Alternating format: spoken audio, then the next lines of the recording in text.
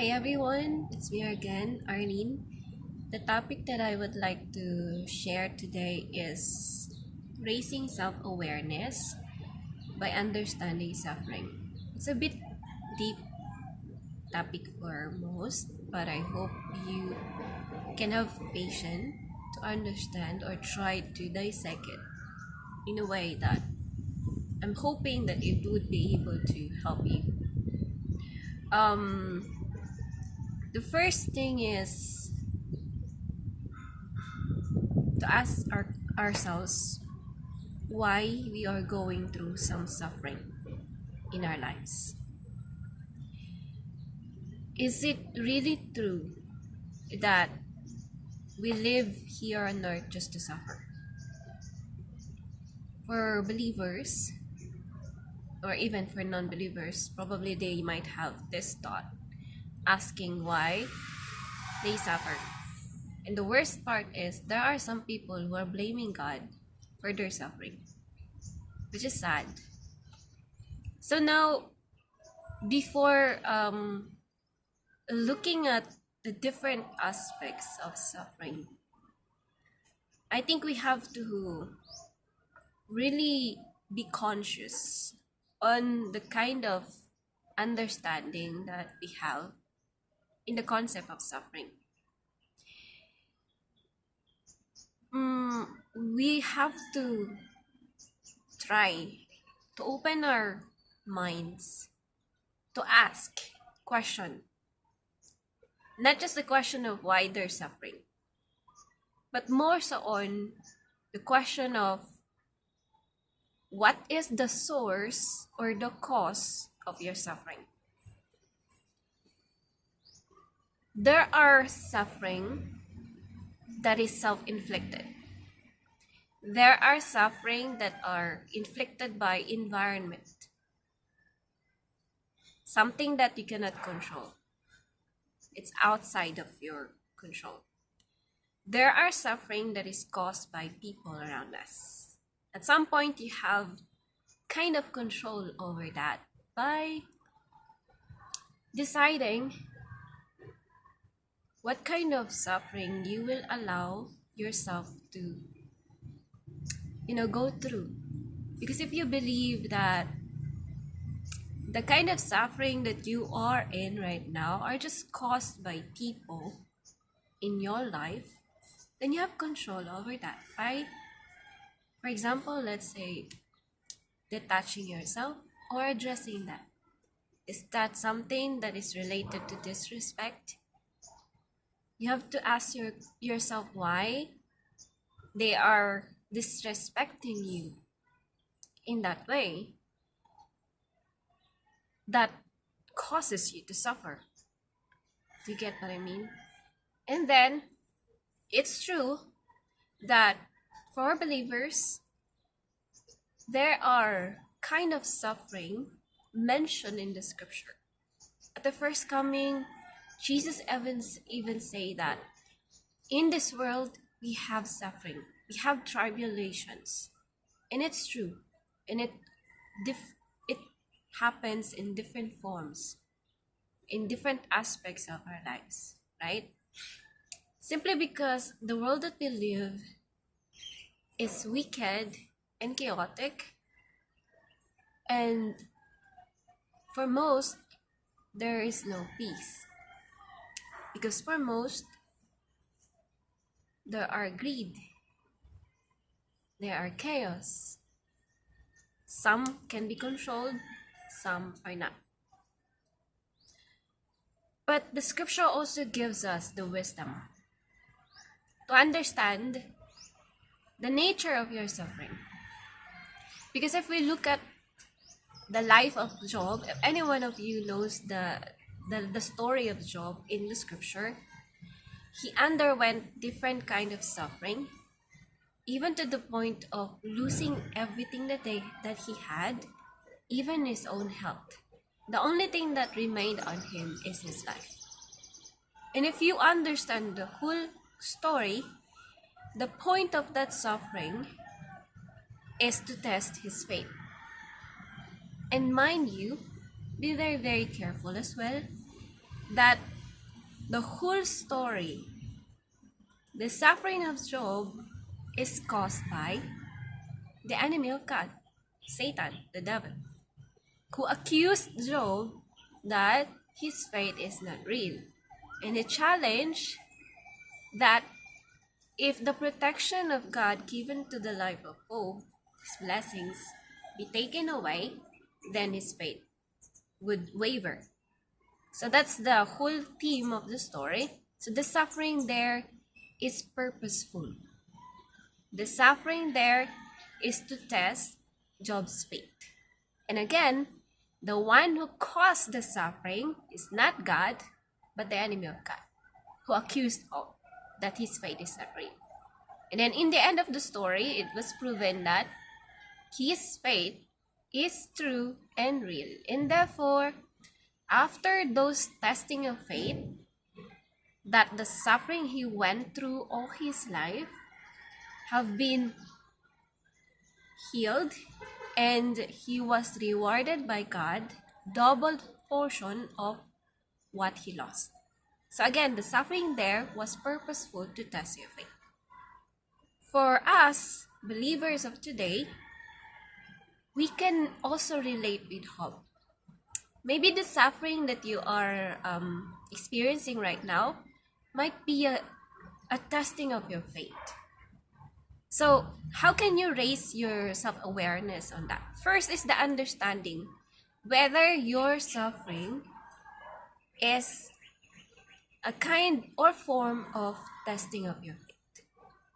Well, you have to question first, do you have faith? Because if you don't have faith, then it's not, it's not logical to relate that suffering to testing of faith if you don't have faith. You get what I mean? So, and next story is the suffering that Joseph, the son of Jacob, endured. The first was the jealousy of his brothers, who even intended to kill him. But then, because God promised him that at the end of the day, he will be blessed by God, and he has given this prophetic dream, which he understood, and also he held on so hard, he endured the suffering that he went through, including the betrayal of his brothers, being slaves in Egypt, and also being accused of a case that he is innocent, right? Concerning the wife of Potiphar. So he was jailed as innocent. Enduring that kind of suffering, it's hard to understand how can you be able to cope with that kind of suffering when you are imprisoned, where in fact you know that you are innocent. But he held on to that. He endured the suffering because he understood that at the end of the problem, at the end of the suffering, he still hold on to the prophetic dream, which is the promise of God for him. And in the end of the story, he was able to become the second in command to the Pharaoh, taken in charge of the whole Egypt, able to, keep food for the time of famine, and also the ultimate purpose is to save his own nation, which is the nation of Israel at that time. So again, suffering was endured by Joseph because of holding on to the promise, a beautiful promise, a purposeful promise that God has given him. So Job and Joseph stories were a really good story to hold on to whenever we are suffering. But again, we have to raise our self-consciousness and ask ourselves honestly, are we suffering for the purposes of this. First, for the purpose of the testing of our faith. And second, for the purpose of holding on to the promise of God, believing in, having faith on that after all, in the end of suffering, we can receive the promise of God. So these are very valuable phases of suffering that is purposeful and God-led. So now, as we live today in our reality, are we living the same kind of faith and the same kind of endurance of going through that suffering because of faith and because of holding on to the promise of God? Or are we just suffering because we suffer? So in here, we can transition to the understanding of what is the source of suffering that you are suffering right now. If you are not a believer, or if you are a believer but your faith is wavering, or you're not really holding on to the promise of God and yet at some point you are suffering, then you have to understand, or you have to reflect, what is the cause of your suffering? So now this becomes personal. First, there are kinds of suffering that is self-inflicted. Whether you like it or not, that is the truth. For example, a parent who is addicted to gamble, spent all the salary, a month's salary in gamble. And then he has family to feed, or she has family to take care of, but they failed as a parent. And therefore, they suffered as a family. And the most who are enduring the suffering are the children. And these children didn't ask for it. They don't have control over it because they cannot still defend themselves. They are forced to live in that suffering that they did not cause. So that is self-inflicted by the parent, or parents if both. Another example is the kids who grown up in a dysfunction family unit, or dysfunction family relatives, family environment, and they suffered there probably psychologically, financially, emotionally, mentally, but they did not choose to be born in that family. They did not choose to be born in those kinds of environment, but somehow they suffered and they endured. That is not self-inflicted for them. That is generational suffering. Something that they cannot control. But the good news is, everyone who become conscious of what's going on around their life, in any stages of life, as long as you are mature enough to notice and acknowledge that the suffering that you have or that you are enduring right now is a suffering that you've never intended to be in. You've never even asked if you want to be there. You're just born there, right? And you don't have the power to take that away. But I want to give you a hope that by consciously choosing awareness, you can change your mindset and you can tell yourself, one day my life would never be like this. Time will come. I would never ever choose this kind of life for my future self, for my future family. I'm done with it. And by that change of mindset, at that point in time, you act consciously choosing the most favorable path for you to go away from that. Not in a way that you will use people or you will become manipulative in using circumstances or anything. That's not what I mean. I am speaking to those who are genuinely fed up with the kind of suffering that they endure or they are enduring, in which this suffering are not really self-induced. It's something that never chose to be in, but they were in there anyway. I wanted you to hold on to hope that change is possible. And I know it's not easy.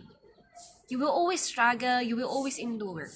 But the secret is to hold on to that future that you really wanted to.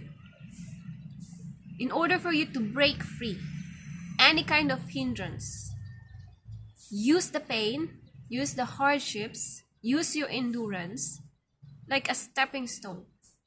Time and time again. Even if it will take you time. It will take time. It will not be easy for you. But I want you to be faithful to your future desire. To come out of that suffering. To come out of that poverty. To come out of that difficulties. To come out of that hardships that you are in. That in the first place you've never chose to be in. And for those people again that I spoke just a while ago, those people who are suffering in relationships, friendship, family members, if you are matured enough to take decision for yourself, and you know that the kind of suffering that you are in is induced by people who have power over you, people who have control over you, people who have manipulative tactics over you, and you became aware. That's why self-conscious, self-awareness is very important. And it would start by analyzing. Try to see, try to reflect, analyze. What is the kind of suffering that you are suffering right now? Is it caused by uncontrollable events? Or is it caused by third-party interference? Or is it caused by something else? Until you find that truth, that the suffering that you're in can have a way to stop it. When you say to yourself, I'm done, when you tell yourself it's over, can no longer take it, stand firm. It would not be very easy. You will still struggle. But the struggle is towards freedom. Freedom from these people. Freedom from manipulations. Freedom from mind games. Freedom from narcissistic abuse. That you yourself choose to go away from. To cut off. You have that power. You're just thinking you can't. You're just thinking that you don't have power, but you have. The moment you said that you don't have power over it, you're already done. You've decided for yourself, you declared that for yourself that you don't have power over it. But the moment you said, I'm done, I don't want this anymore, it shifted here. The power shifted here. And it begins. You only have to follow through with your actions faithfully until you break free. God will give you all forms of ways and help to go out from that. And the indication that you are doing that rightfully so is the freedom of peace. The peace that you feel because you're finally free from that suffering. And that will tell you that the peace comes from God. That is a silent nudge to tell you that you did so well, my child. The strength the sources, the ways, God will provide. But the actions, decisions to break free comes from you. It starts here and it follows in here, then actions follow through. So I hope if you are in that kind of situation, and if you are in that kind of like prison, break free first in here, the mindset. Change your mindset. What do you want? If you can see the birds fly freely in the sky, then why can't you? You do not need wings to fly. But this mind is so vast, it is so powerful.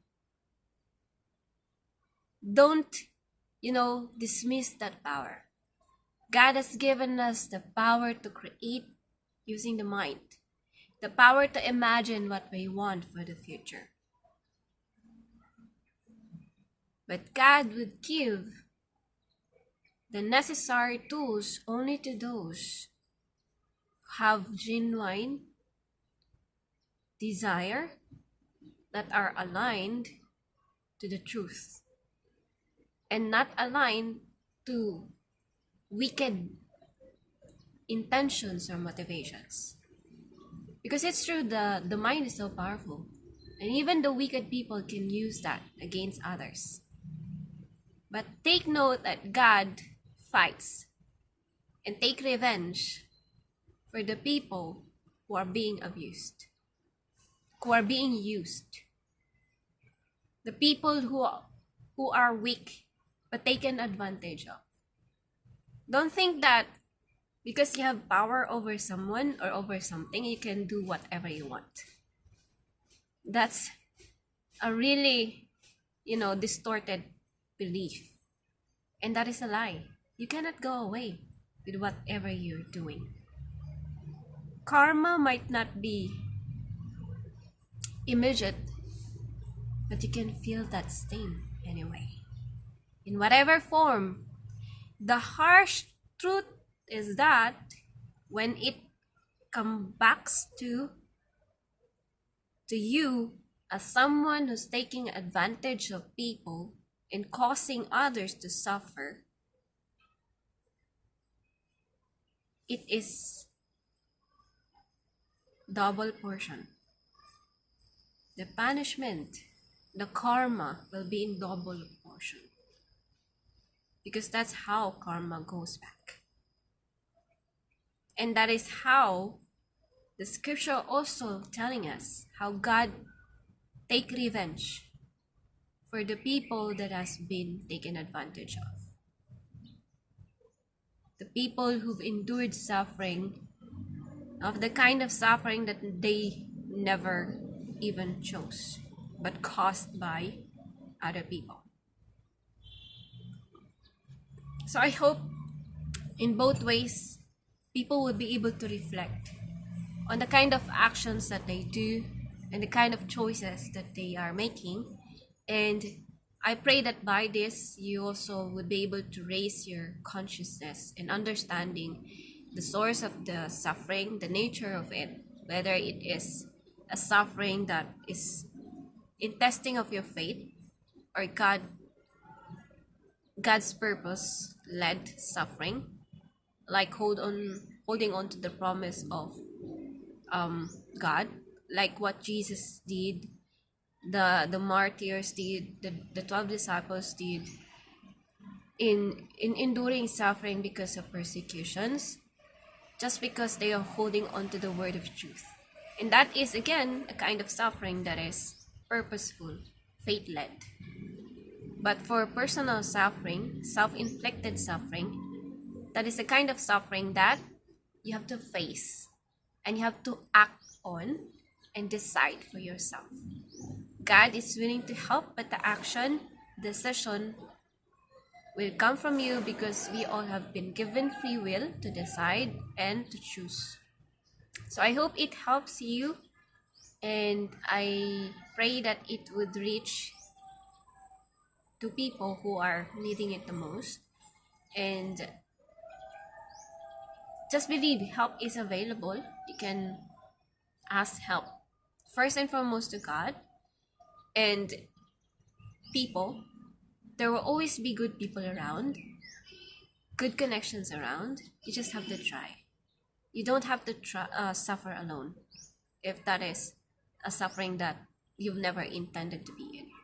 And for those who are suffering by self-inflictions or self-inflicted suffering that causes by the consequences of their actions, decisions that are not so good or bad, you also have the hope to redeem yourself. But again, being aware, what is the cause of your suffering? And if the cause of your suffering is your attitude, your behavior, your choices in life, then you have to be aware of that and act accordingly to correct yourself and to correct the source of the suffering, to stop that, and seek what is the best course of action in order to correct that and to, bring yourself out of that suffering. So again, it's something that will always goes back to you as an individual who have a free will and have a choice. So please be guided accordingly. This is not an easy thing to do, but I hope you would be able to at least have that capacity to be aware of your own life, your own suffering, and how you would be able to come out of it. So until next time, bye.